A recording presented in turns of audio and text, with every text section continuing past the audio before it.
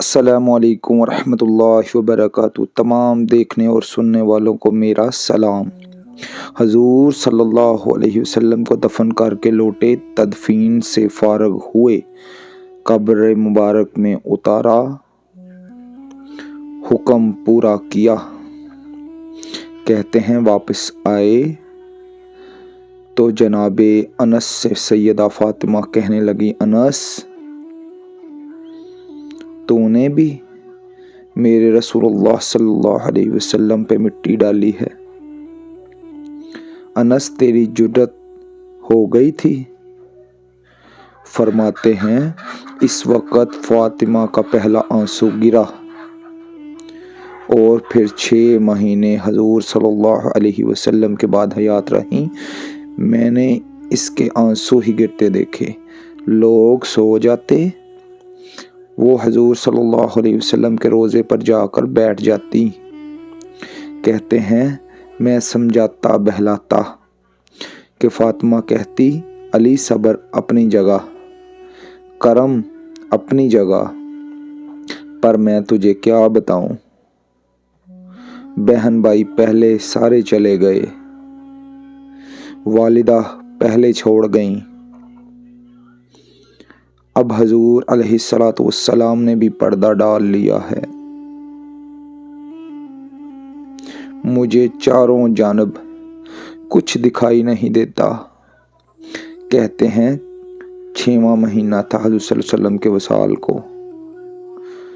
ایک دن مسکراتی ہوئی فاطمہ رضی اللہ گھر آئی، روزے سے رات کو بچوں کے ساتھ، تو شیر خدا کہنے لگے، میں نے کہا فاطمہ بڑے دنوں کے بعد مسکراتے دیکھا ہے، کیا بات ہے؟ تو کہنے لگی، علی آج میری آنکھ لگ گئی تھی، مجھے حضور صلی اللہ علیہ وسلم خواب میں ملے تھے، تو مجھے حضور صلی اللہ علیہ وسلم نے کہا ہے تو روتی کیوں ہے؟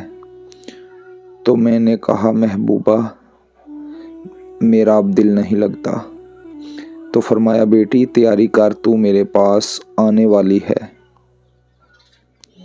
حضرت علی فرماتے ہیں بس فاطمہ بیمار ہوئی، چند دن گزرے تو مجھے بلایا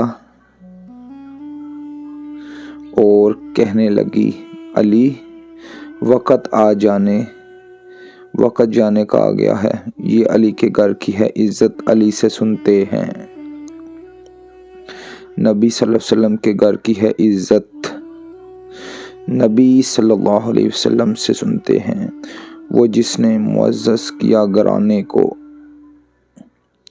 حسین پال کے جس نے دیا زمانے کو،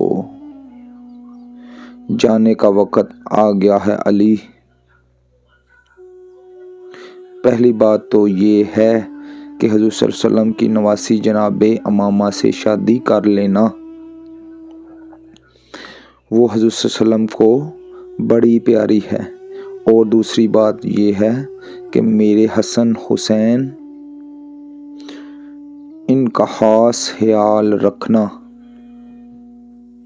اور تیسرے لفظ کہے تو حضرت علی تڑپ کے روئے، کہنے لگی میں نے وقت گزارا ہے، آپ کے حقوق میری ذمہ داری تھے،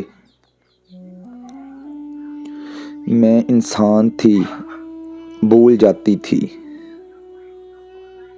اگر مجھ سے کہیں کوئی کمی رہ گئی ہو تو مجھے رضائے الہی سے درگزر کرنا، کہیں میں حضور صلی اللہ علیہ وسلم کے سامنے جا کے شرمندہ نہ ہو جاؤں۔